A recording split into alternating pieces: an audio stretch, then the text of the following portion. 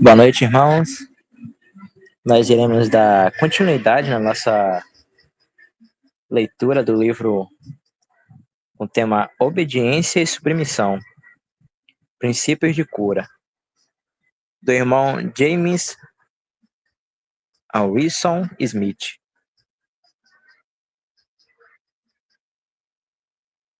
Lembrando os irmãos que estão em comunhão, quiserem comentar alguma coisa ou corrigir, podem ficar à vontade, por favor. Os irmãos estão conseguindo me ouvir bem aí? Tem algum ruído, alguma zoada?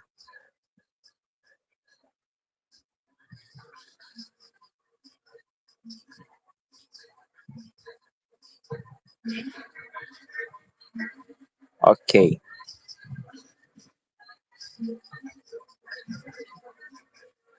Então vamos dar continuidade na leitura. Lembrando que nesse livro os temas que a gente já meditou, né? Esse livro sobre obediência e submissão, a gente meditou sobre a autoridade do marido, a autoridade do pai, a autoridade dos poderes que há,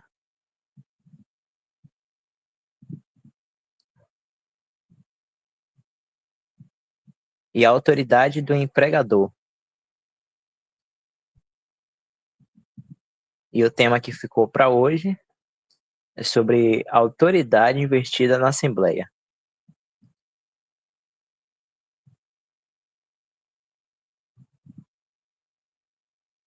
Então vamos lá, irmão.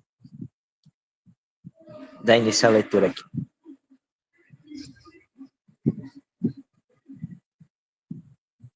Autoridade investida na Assembleia. Como já afirmei, a delegação de autoridade por Deus pressupõe a atividade da natureza maligna no homem caído em suas múltiplas formas de expressão. Gálatas 5, 19 a 21, nos dá uma lista terrível de coisas que cada um de nós que não anda no Espírito é capaz de fazer.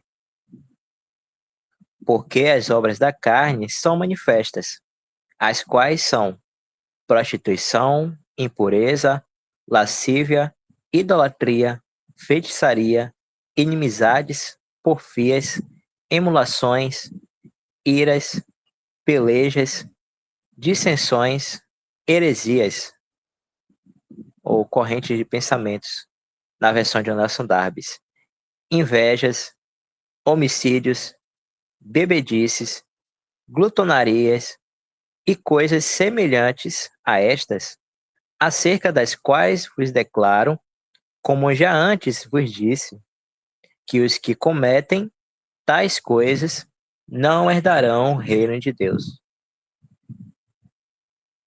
Portanto, embora sejamos uma nova criação em Cristo e membros em particular do um corpo de Cristo, vitalmente unidos por um Espírito a Ele, nossa cabeça viva no céu, a capacidade sempre presente em nós, individual e coletivamente, de dar lugar às concupiscências da carne, quando fora da comunhão com o Senhor, torna necessário que o Cristo, como filho sobre sua própria casa, Hebreus 3, 6, torne a Assembleia responsável por seu comportamento como a casa de Deus. 1 Timóteo 3,15. Aqui na terra. Consequentemente, ele investiu a Assembleia em sua expressão local, com autoridade para lidar com tudo que julgasse ser inconsistente com sua posição como representante de Cristo neste mundo.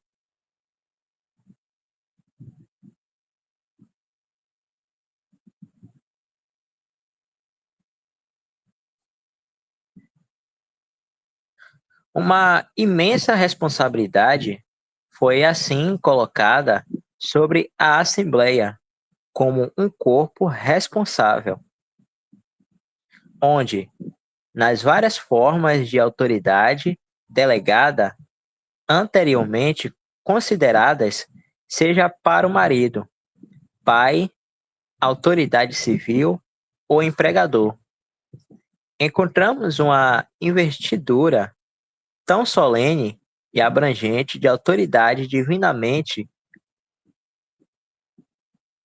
É uma pergunta, né? Encontramos uma investidura tão solene e abrangente de autoridade divinamente constituída como o Senhor enuncia aqui.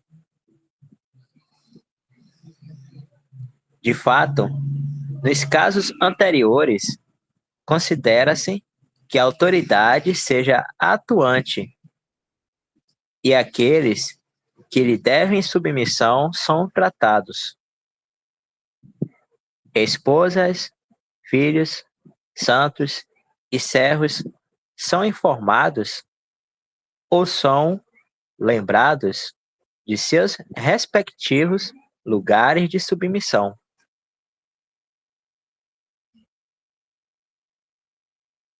Mas agora deve haver uma coisa nova na terra, uma igreja, uma com Cristo, sua cabeça.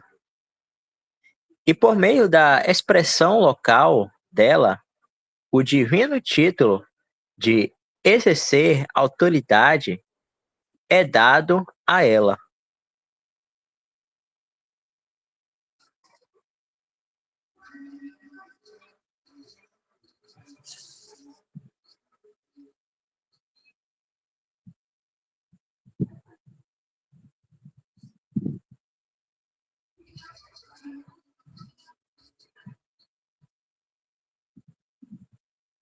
O Senhor, introduzindo com seu solene, em verdade, esta concessão irrefutável à Assembleia, define seu âmbito e caráter.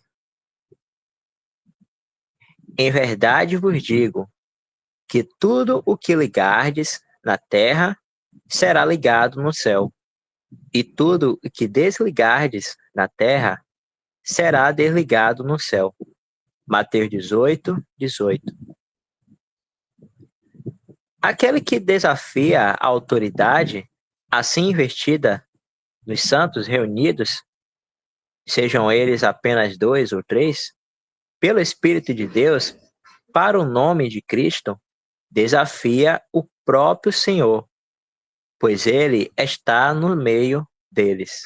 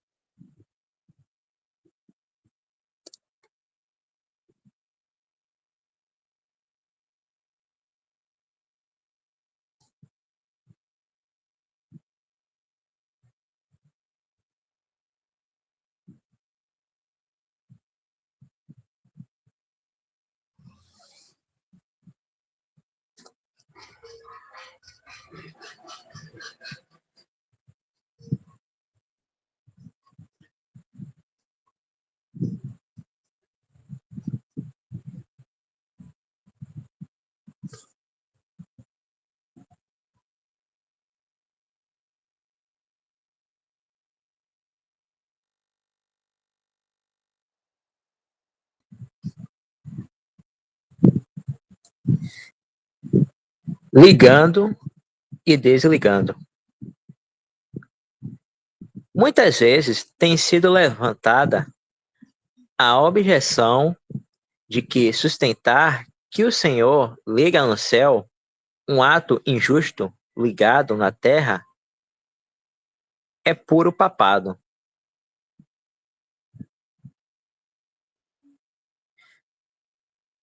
Tal objeção surge, creio eu, porque a natureza da autoridade não é entendida. A autoridade delegada, neste caso pelo Senhor, à Assembleia Local, é confundida com infalibilidade. Nada poderia estar mais longe da verdade. Ligar ou desligar no céu não significa por si só aprovação. Se o bendito Senhor quisesse dizer tudo o que ligardes ou desligardes será aprovado no céu, ele teria dito isso, mas ele não disse.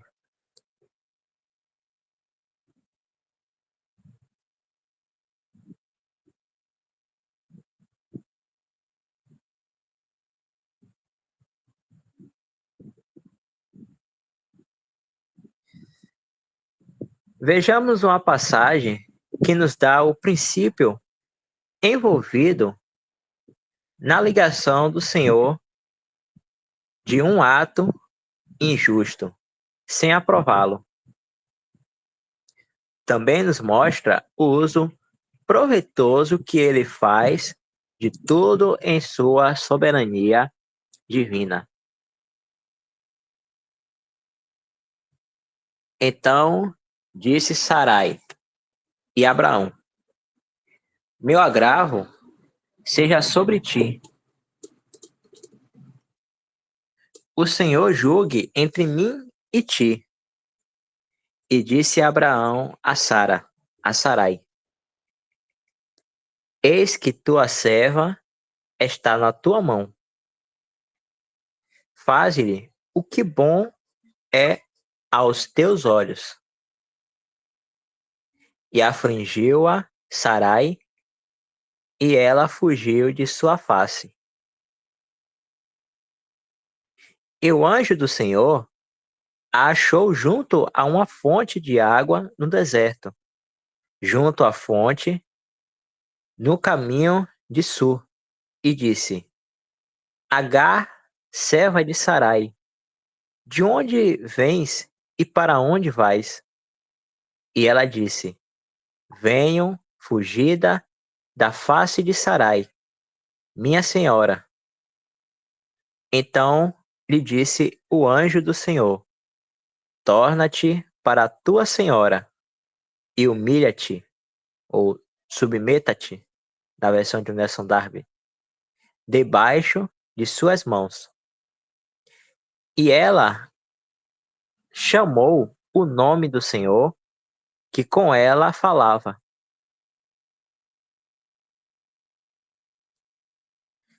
Tu és Deus da vista. Tu és Deus que vê. Na versão Almeida Revista Atualizada. Gênesis 16, 5-9 e o versículo 13.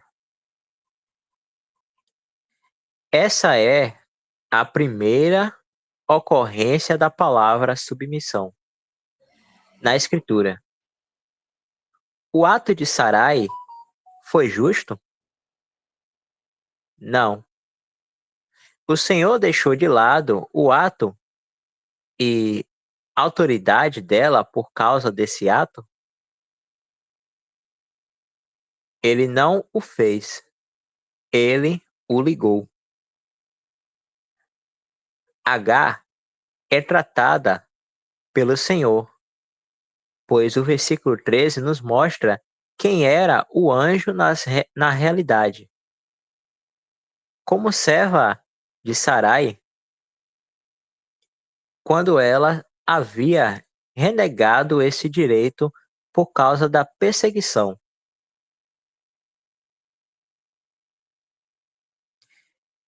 Ela é instruída a voltar para sua senhora e a se submeter às suas mãos pelo próprio Senhor.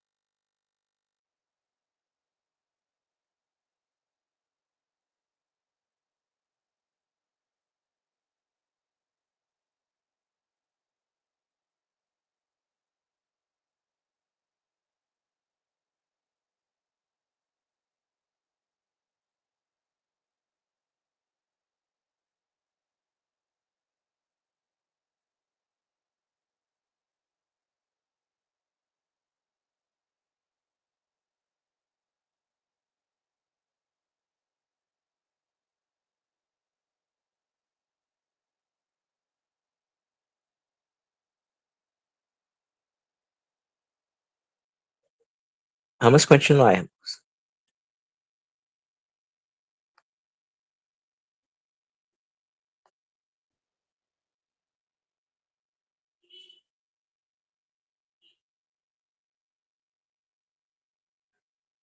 O Senhor foi injusto nisso? É claro que não. Mas as aparências são contra ele, como muitas vezes são neste presente século mau, onde a vontade própria de homens ímpios e, infelizmente, dos próprios santos se manifesta.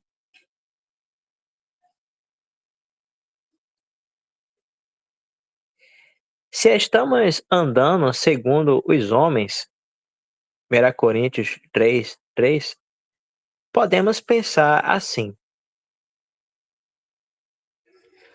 como o Senhor pode, ele mesmo, ser justo, ser o Deus da luz em quem não há trevas nenhumas, e ainda assim obrigar a pobre Agar a se submeter às duras ações de Sarai?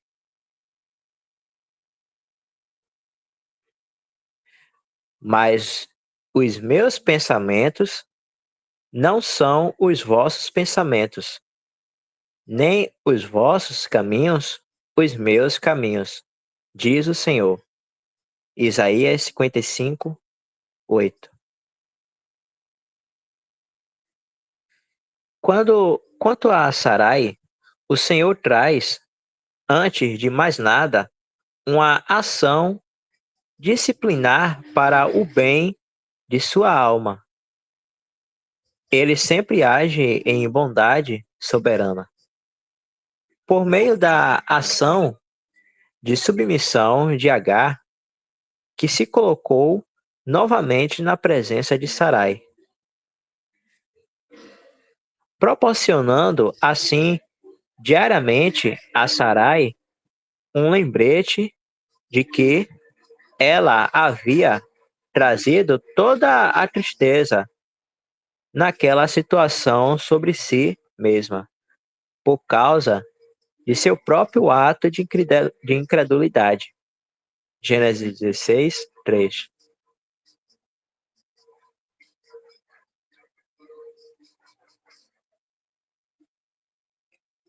Que castigo de alma, certamente não feliz, era isso para Sarai. Não vemos claramente em tudo isso que o Senhor sabia como disciplinar Sarai, que nem por um momento deixou de lado sua autoridade como senhora para governar a casa? 1 Timóteo 5:14.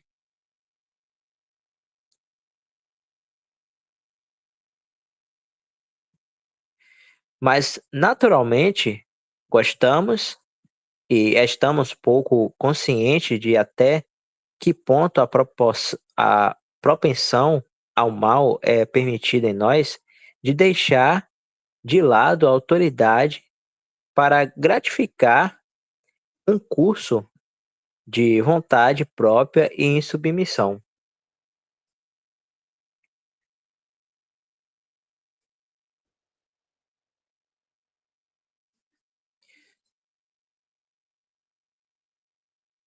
Por favor, tenha paciência comigo enquanto me refiro novamente a outras passagens conhecidas que também dão um princípio de o Senhor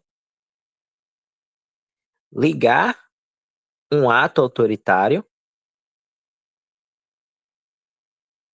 não o aprovando, mas também usando em seus caminhos com seu povo como um julgamento de seu estado. Tudo isso também é em conexão com a preservação de um testemunho pelo próprio Senhor, daquilo que ele havia estabelecido e sobre o qual ele disse: por meio do profeta Aias,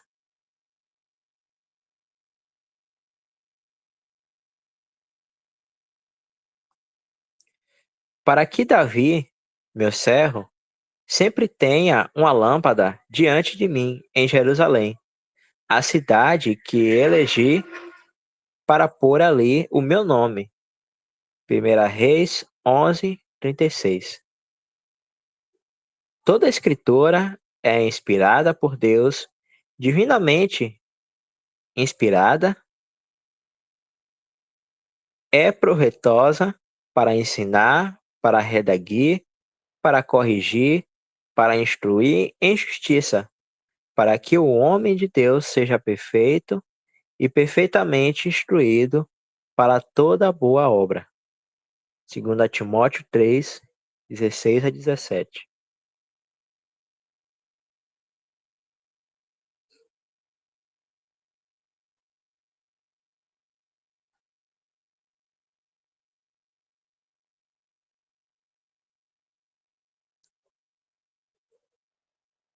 Até aí, tá tranquilo, irmãos?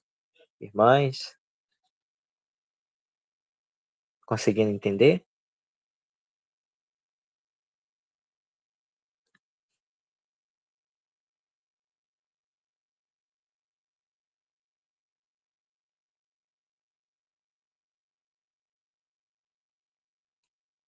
Ok, eu vou sempre dando uma pausa aqui, porque se algum irmão tiver algo a falar, fique à vontade. Não havendo comentários, eu retorno à leitura.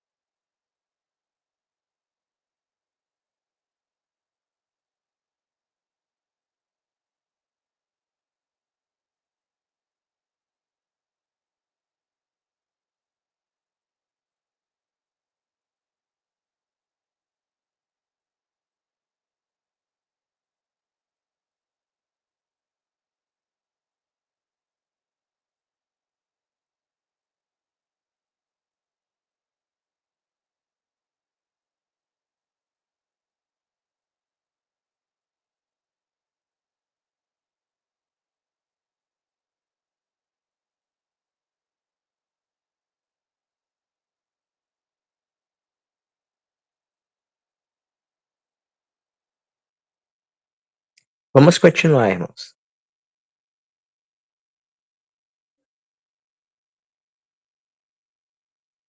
O tratamento do Senhor com a falha.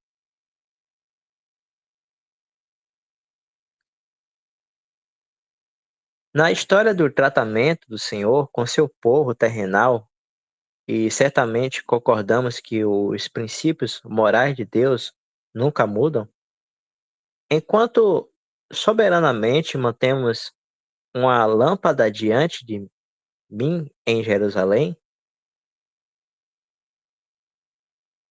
acredito que devemos discernir que o Senhor agiu de acordo com o princípio de Mateus 18:18, muito antes de enunciá-lo para a preservação de um testemunho celestial nesta dispensação.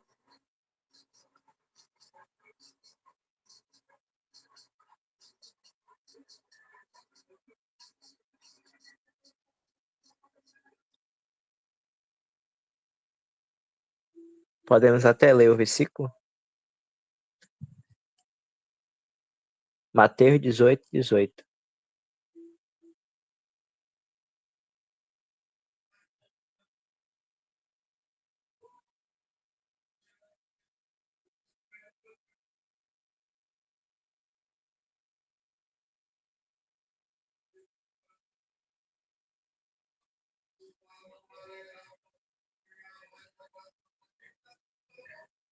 Que diz: Em verdade vos digo que tudo que ligardes na terra será ligado no céu, e tudo que desligares na terra será desligado no céu.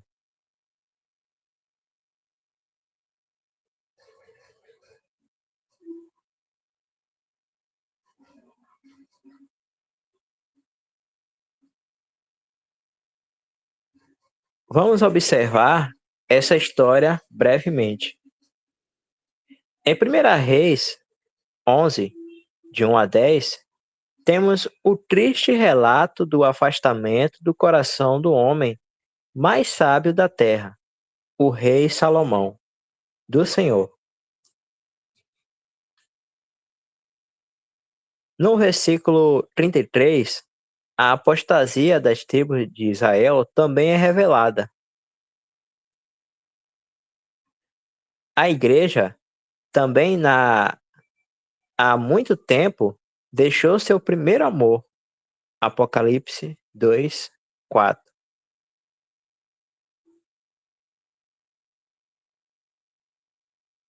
Além disso, aqueles a quem Deus misericordiosamente libertou da Babilônia espiritual algumas gerações atrás e a quem ele recuperou todo o conselho de Deus, infelizmente.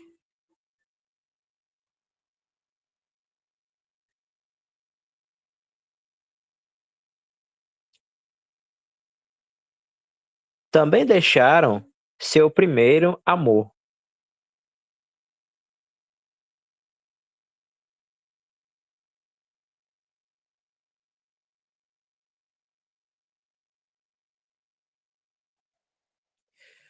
O Senhor diz pessoalmente a Salomão, no versículo 11 a 13, que seu reino seria dividido, apenas uma tribo sendo poupada por causa de Davi, seu servo, e por causa de Jerusalém, que ele havia escolhido.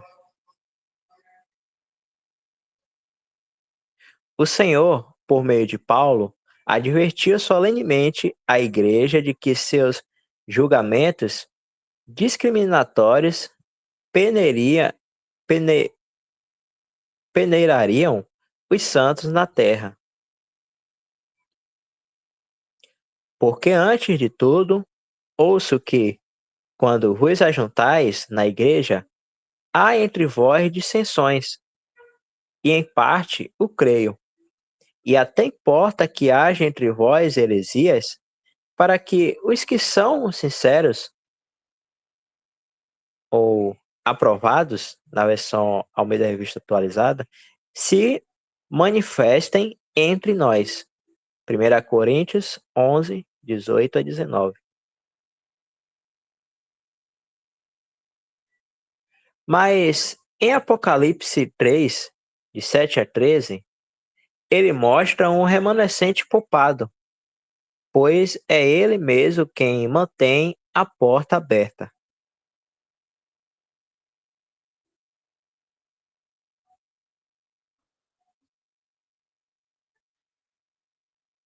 Podemos até ler, né? Apocalipse 3, de 7 a 13.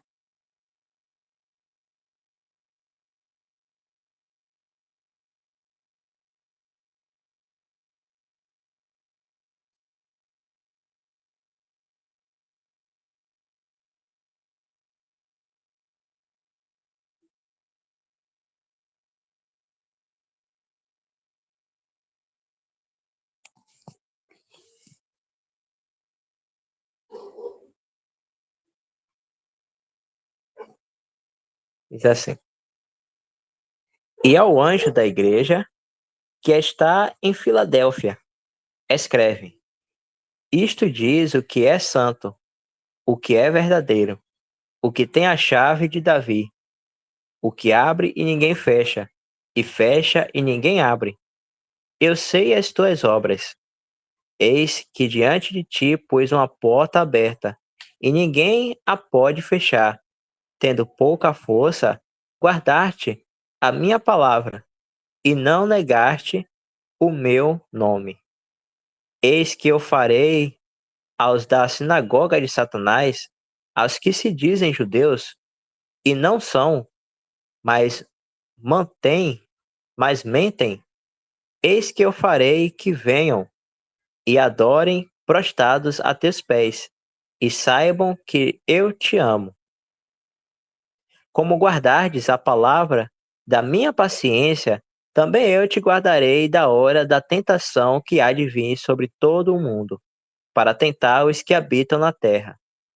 Eis que venho sem demora. Guarda o que tens, para que ninguém tome a tua coroa. A quem vencer, eu farei coluna no templo do meu Deus, e dele nunca sairá, e escreverei sobre ele o nome do meu Deus, e o nome da cidade do meu Deus, a nova Jerusalém, que desce do céu do meu Deus, e também o meu nome, o meu novo nome. Quem tem ouvidos, ouça o que o Espírito diz às igrejas.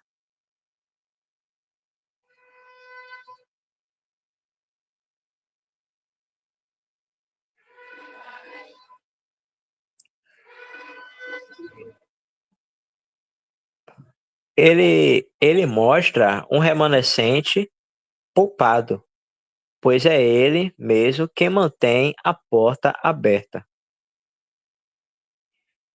Por causa de Davi, o homem segundo o coração de Deus, e por causa de Jerusalém, que ele escolherá como seu centro divino e terrenal. O Senhor poupou uma tribo em Israel, por causa de Jesus, por causa daquele que comprou a igreja com seu próprio sangue, e por causa de um pequeno testemunho coletivo e expressão do um só corpo, do qual ele é a cabeça, na terra. O Senhor soberanamente poupará os 2 ou 3 reunidos ao seu nome. Em ambos os casos, é a graça soberana agindo por si mesma e para a glória de Cristo, Jeová do Velho Testamento. E isso não com base no mérito humano, pois nessa base tudo foi perdido em Israel e tem se perdido na igreja.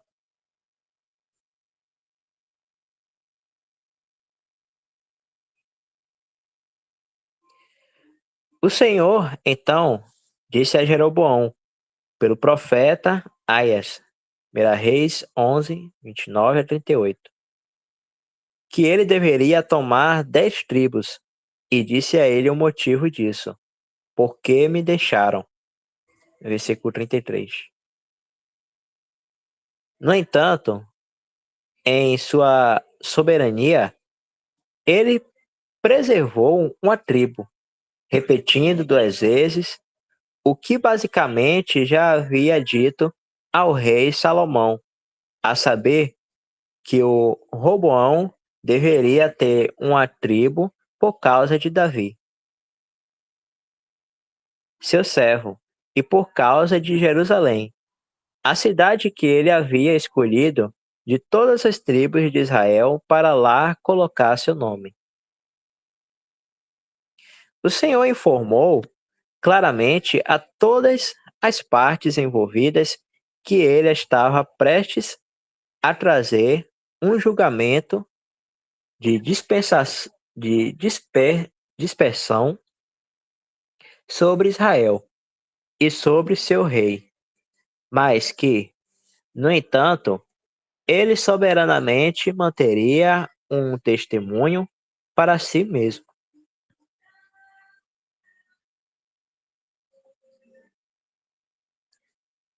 Como o julgamento do Senhor foi executado?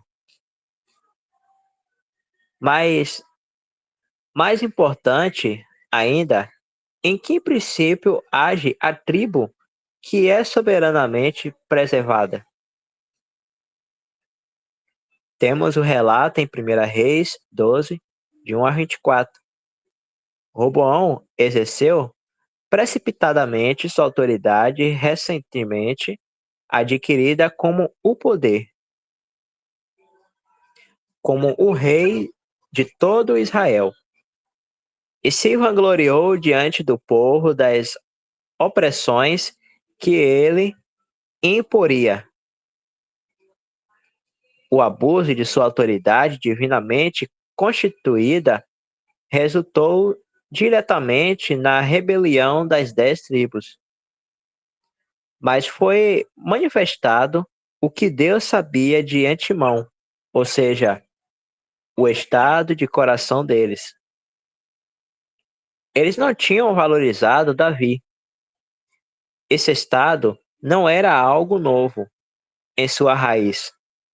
Já estava lá quando Davi voltou a Jerusalém após a morte de Absalão. Veja 2 Samuel 19, 41 a capítulo 20, versículo 2.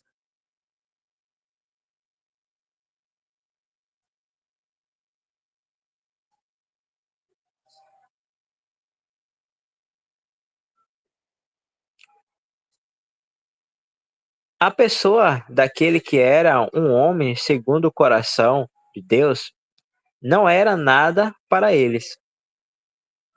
Observe que as 10 tribos não disseram nada sobre Roboão, mas isso, que parte temos nós com Davi?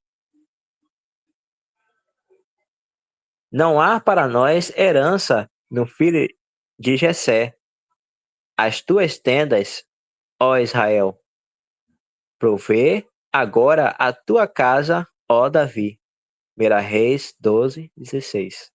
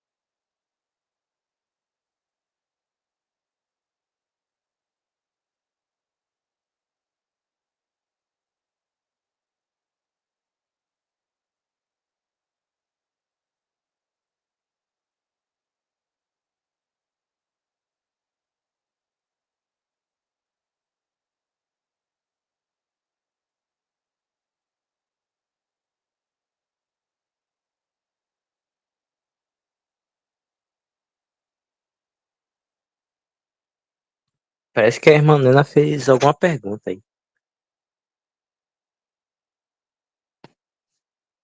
Deixa eu ver aqui. Irmão, quando se refere, guarda o que tem, para que ninguém te tome, se refere o quê?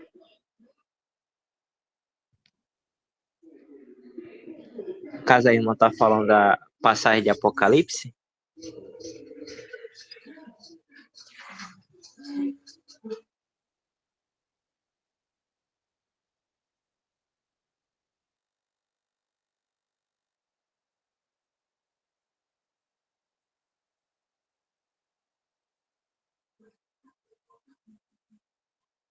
Vamos ver lá, acho que é Apocalipse 3.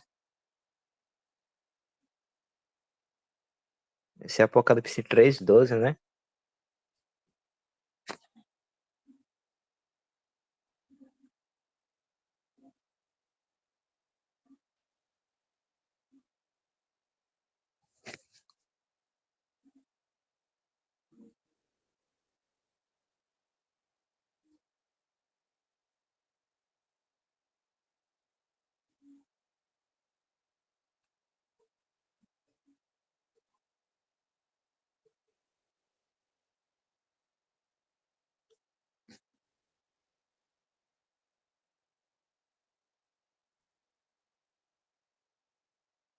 É mais pra baixo, irmão. Desceu o versículo 12, não?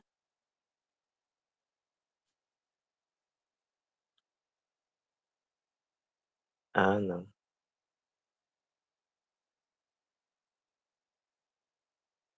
Até mais pra cima.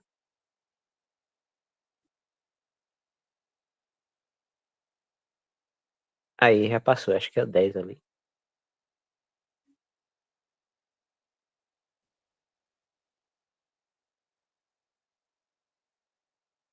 11.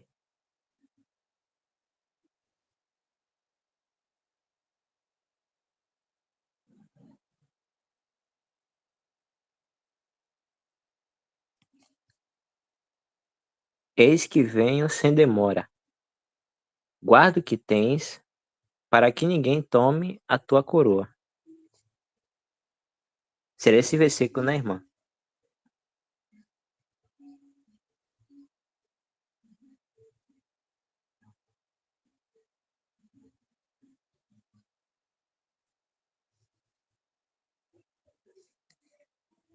Bom, uma explicação clara que eu já vi até um comentário do irmão, é, depois um outro irmão tiver mais entendimento, pode até esclarecer ou corrigir alguma coisa, é que, primeiramente, aqui não está falando de salvação, né?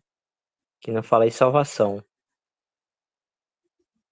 Mas, como os irmãos já sabem, né, nós receberemos galardões pela obra, pelo serviço que fizermos para o Senhor aqui nesse mundo, né, estando aqui vivo nesse mundo, né? Toda obra que foi feita pelo Senhor, para o Senhor, nós receberemos uma recompensa por essas obras, né, por esse serviço. E o entendimento para esse versículo aqui, para que ninguém tome a tua coroa, aqui é como quando, por exemplo, alguém, né, tem algo direcionado para o Senhor, pelo Senhor, para fazer algum serviço, vamos supor, até pregar um evangelho, né? E aí a pessoa é direcionada pelo Senhor para pregar o evangelho para alguém, algum lugar, algum momento, e aquela pessoa, ela evita de fazer aquilo. E aí, evitando de fazer aquilo, com toda certeza o evangelho não vai deixar de chegar pela pessoa porque a pessoa não quis fazer ou ficou envergonhada. O Senhor vai arranjar outra pessoa, um outro irmão, para poder levar o evangelho da graça para aquela pessoa. Ou seja, aquele serviço que poderia ter sido feito por você você assim receber essa coroa, essa recompensa, ter feito esse serviço para o Senhor, você ao deixar de fazer, outro vem em seu lugar e vai tomar esse galardão desse serviço, né? Essa recompensa desse serviço em que você deixou de fazer. É mais ou menos assim. Deu para a irmã compreender?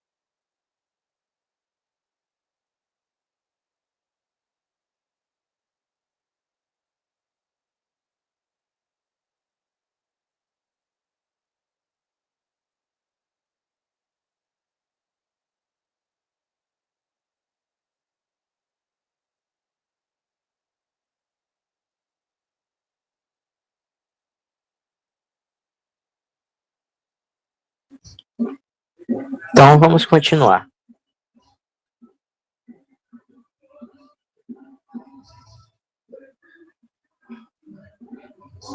Foi nessa parte aí mesmo que a gente parou, Jefferson? Que eu até me perdi aqui. Ah, certo.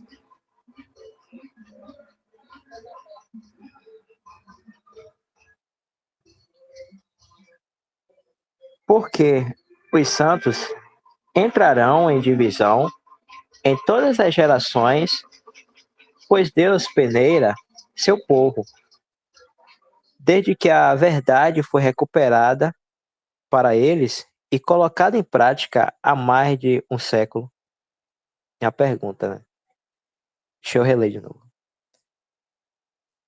Por que os santos entrarão em divisão em todas as gerações, pois Deus peneira seu povo, desde que a verdade foi recuperada para ele e colocada em prática há mais de um século?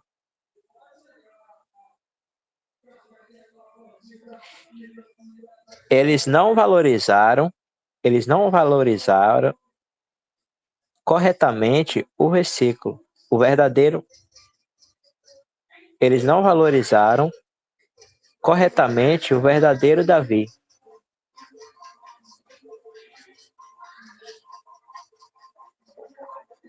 Desculpa, irmão, é que tem uma zoada aqui, eu não tô conseguindo concentrar direito. Os irmãos estão conseguindo ouvir a minha voz aí, a leitura? Tranquilo? Sem zoada?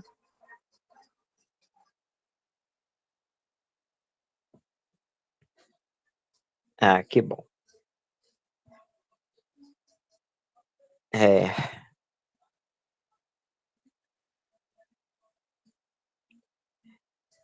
eles são eles não valorizaram corretamente o verdadeiro Davi. Eles não tiveram a pessoa de Cristo, a cabeça da igreja, que é o seu corpo, em poder diante da alma deles.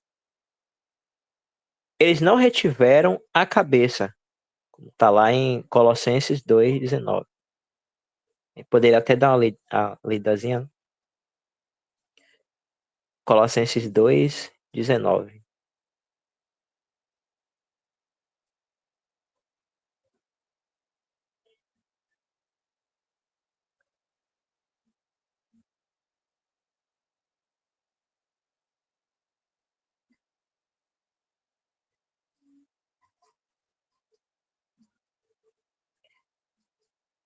E não, e não ligado à cabeça da qual todo o corpo, provido e organizado pelas juntas e ligaduras, vai crescendo em aumento de Deus.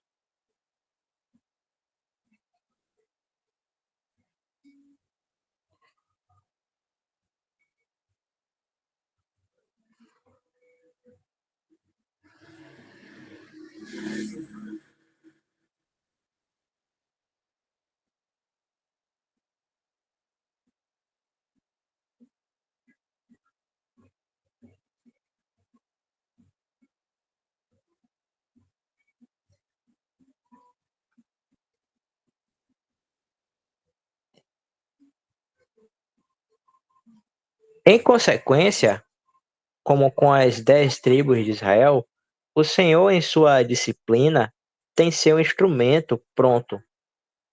E quando ele permite que aquilo que cruza a sua vontade se desenvolva em uma provação de teste, esses santos encontraram um homem pronto para levá-los e mantê-los longe do verdadeiro centro que eles deixaram. Cristo, no meio daqueles reunidos para seu nome, um homem a quem Deus marcou de antemão para aqueles que realmente reconhecem o Senhor no meio e se curvam à sua autoridade.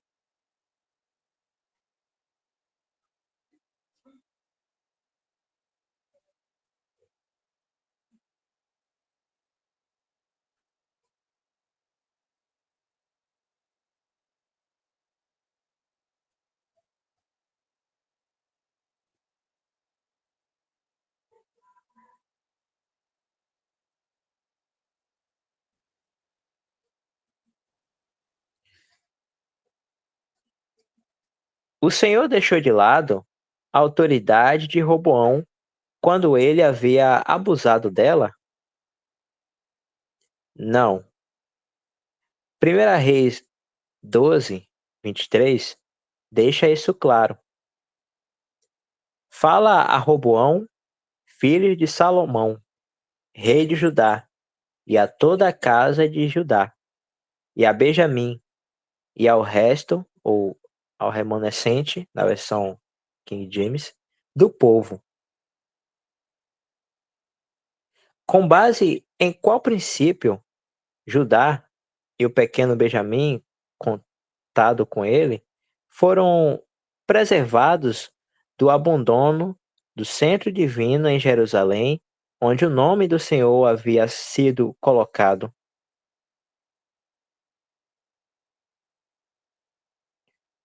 Sobre o princípio simples, ou princípios de obediência e submissão, eles olharam através de Roboão, o rei, e foram além para Jeová, o Deus de Israel. Em obediência a ele, sujeitaram-se ao ato injusto do rei. No tocante, porém, aos filhos de Israel que habitavam,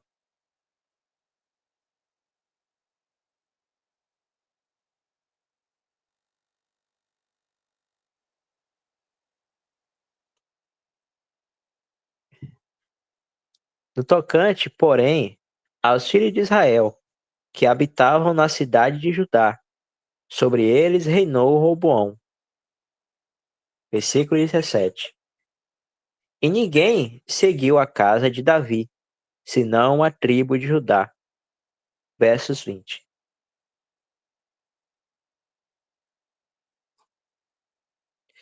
Ao se curvarem sobre o exercício injusto da autoridade de Roboão, permaneceram no terreno divino. Eles apreciavam o lugar que o Senhor havia escolhido para lá colocar seu nome, o lugar onde a arca estava e onde ele habitava entre os querubins. Aí estou eu no meio deles. Aqui é um trecho de Mateus 18. O princípio sobre o qual Judá agiu. Então foi o princípio da submissão a um ato injusto cometido pelo homem investido de autoridade real por Deus, em seu verdadeiro centro na terra.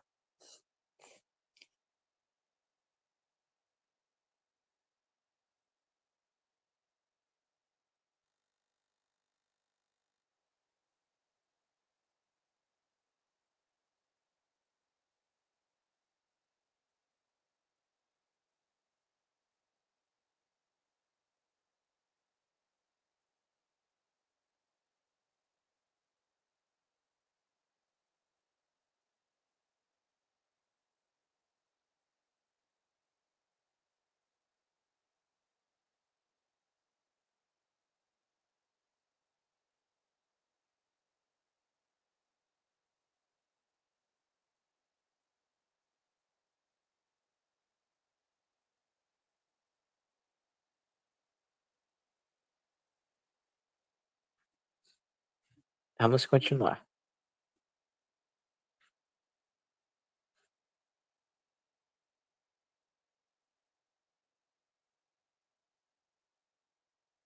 Como então o Senhor, em seus caminhos governamentais, lidou com Roboão?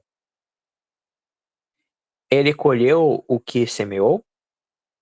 Com certeza ele colheu. Uma leitura muito simples de sua história mostra que ele estava em apuros contínuos, tanto internos quanto externos. E houve guerra entre Roboão e Jeroboão todos os seus dias. 1 Reis 14, 30. Pelo que sucedeu no ano quinto do rei Roboão, que Sisaque, rei do Egito, subiu contra Jerusalém, porque tinha transgredido contra o Senhor. Segunda Crônica 12, 2.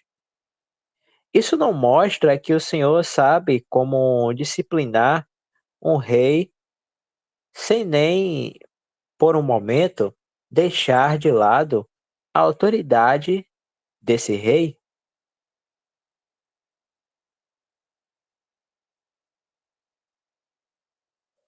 Além disso, uma vez que o centro de adoração divinamente escolhido estava no mesmo lugar que a sede do governo do rei, não é alta, altamente significativo que a manutenção determinada pelo Senhor do lugar que ele havia escolhido de todas as tribos de Israel para lá colocar seu nome seja cuidadosamente mencionada bem no meio do resumo da história de Roboão.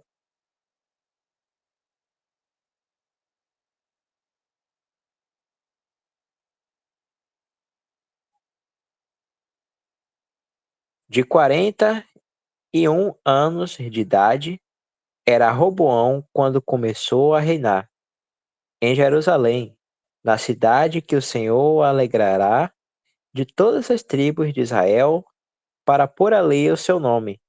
E era o nome de sua mãe, Naamã, Amonita. 1 Reis 14, 21. Veja também 2 Crônicas 12, 13.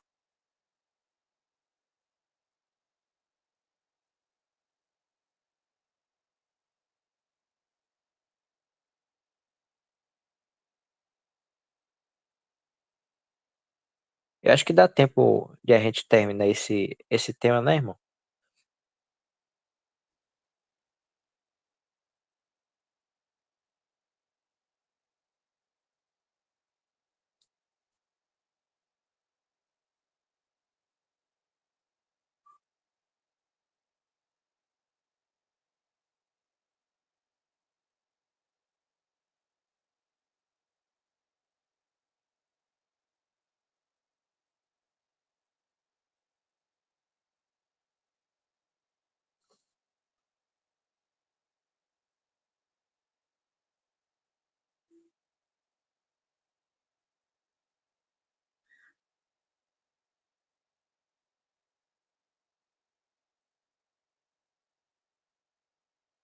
Então vamos continuar lendo aqui.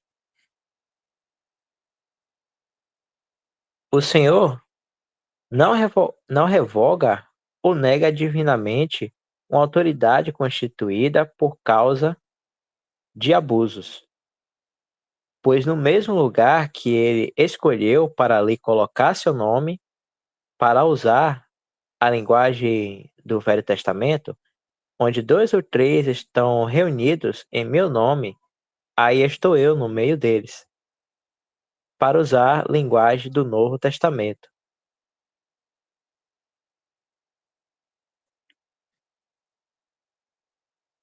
Perguntas como essas levam o assunto a um ponto central. O tudo do Senhor, em Mateus 18:18, não é um princípio novo trazido com ele, mas o mesmo em que ele sempre agiu, tanto como o doador e mantenedor da autoridade, e também como sujeito à autoridade nos dias de sua carne.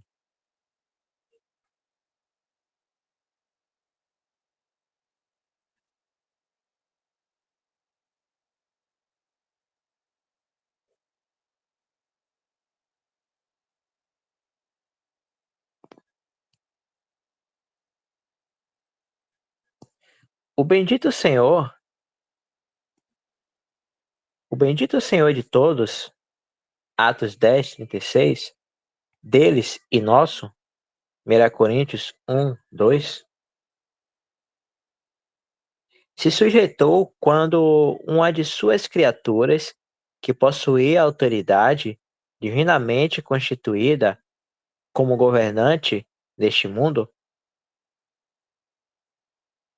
perversamente exerceu esse mesmo poder contra ele, o Senhor da glória. 1 Coríntios 2:8. Leia João 19:10 a 11. Vamos dar a lida, né?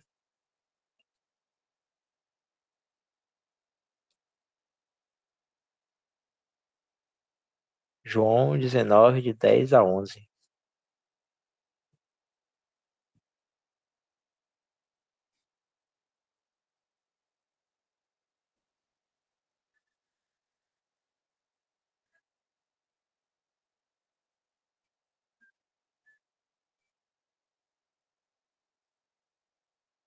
Disse-lhe, pois, Pilatos: Não me falas a mim? Não sabes tu que tenho poder para te crucificar e tenho poder para te soltar?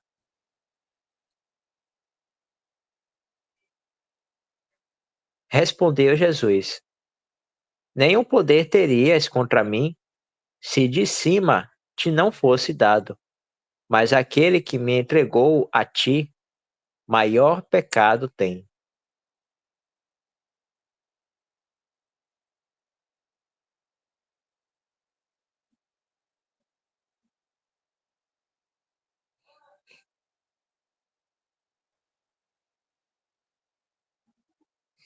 Ao dizer onde a autoridade de Pilatos se originou,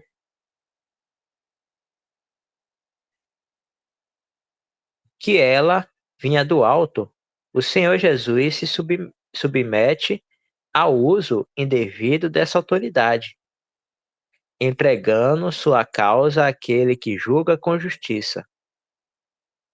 Não nos é dito, em 1 Pedro 2:21, que Cristo nos deixou um exemplo e que devemos seguir seus passos?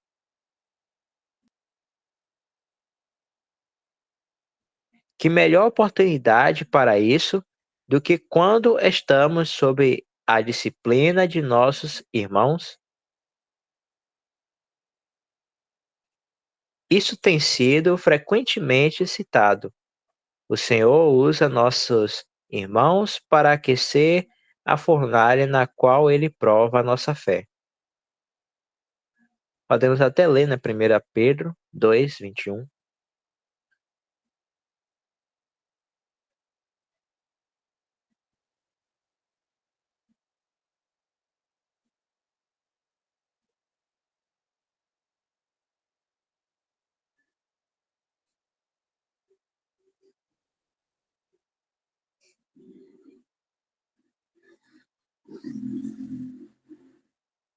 Porque para isto sois chamados, pois também Cristo padeceu por nós, deixando-nos o exemplo, para que sigais as suas pisaduras.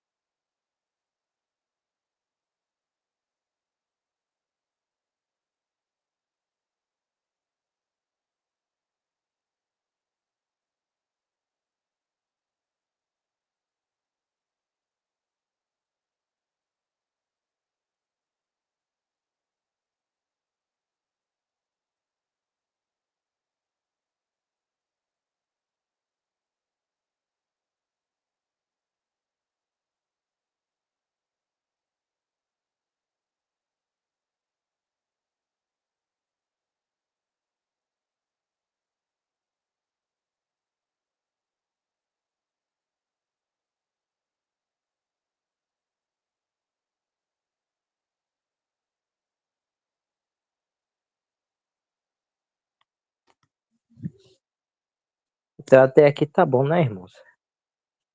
Por hoje, que a gente não terminou sobre o tema sobre autoridade investida na Assembleia. Ainda falta esse ponto ainda, né? Sobre submissão e restauração. E vai ficar para a próxima oportunidade, se eu permitir. Até aí a gente já vê, né, que também há mais outra autoridade, mais uma autoridade em que nós nos devemos sujeitar, né? Como já vimos a autoridade, né, do marido, no caso das mulheres, a autoridade do pai, no caso dos filhos, que se sujeitam, a autoridade dos poderes que há,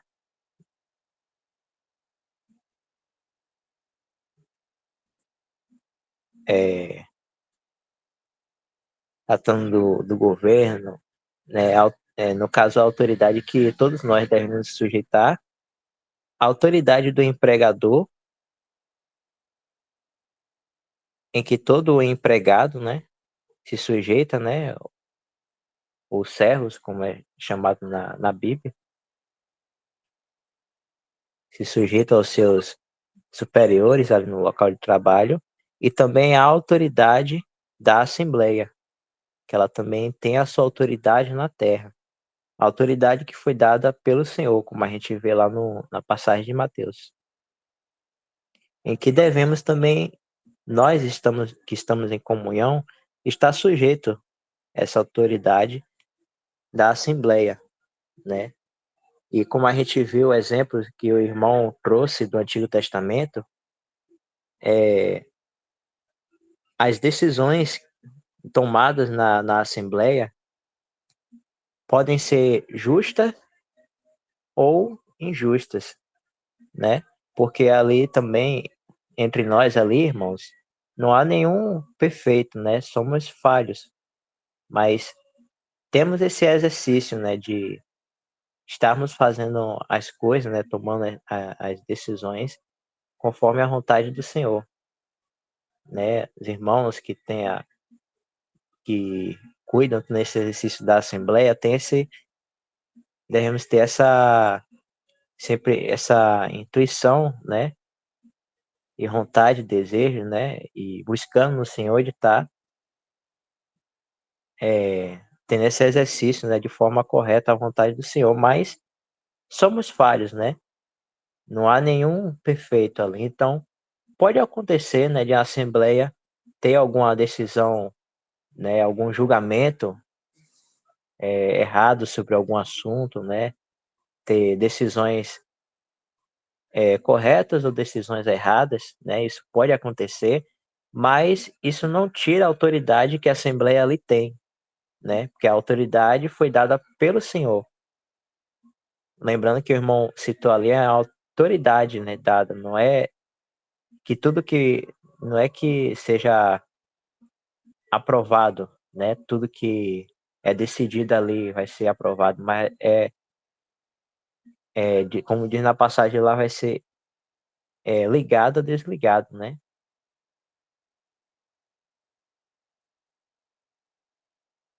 Então, se trata de que os irmãos têm essa autoridade, né, dada pelo Senhor para tomar essas decisões, embora essas decisões possam ser erradas ou possam ser certas, mas cabe a nós, cada um de nós, estarmos sujeitos, né?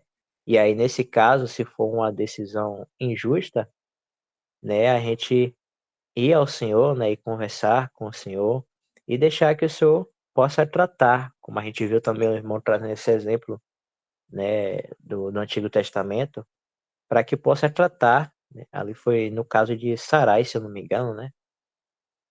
Teve essa questão que aí o Senhor possa tratar, né, com os irmãos ali da Assembleia e possa fazer com que seja consertado isso, né, tomado uma decisão correta, né, feito um julgamento correto.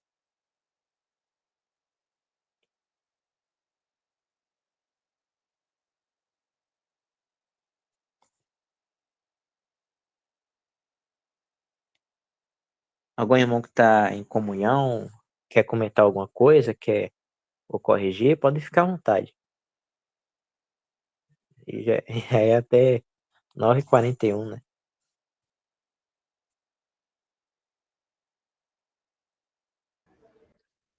Pronto, irmãos. Mais uma reunião já hoje. Já mando um abraço para você.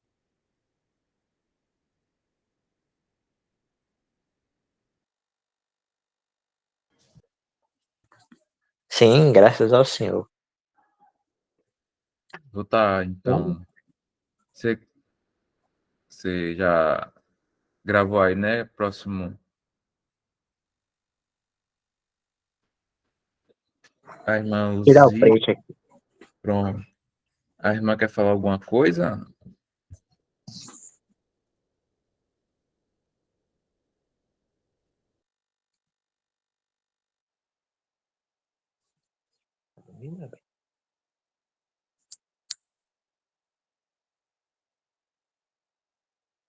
Pronto. Eu vou estar tirando a gravação para nós estarmos encerrando. Jorge, você pode estar orando para nós finalizarmos? Sim.